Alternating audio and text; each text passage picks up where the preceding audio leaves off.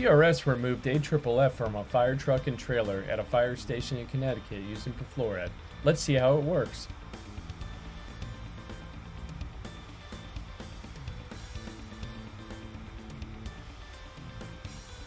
Using PerfluorAd, TRS removes the PFAS from the foam wetted surfaces within the fire truck.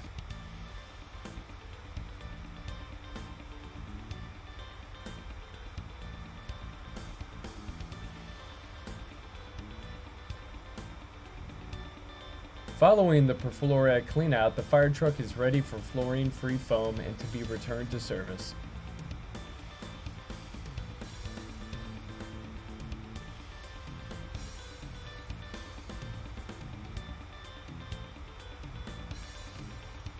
For more information about AFFF cleanouts using PerfluorAd, visit www.AFFF.com.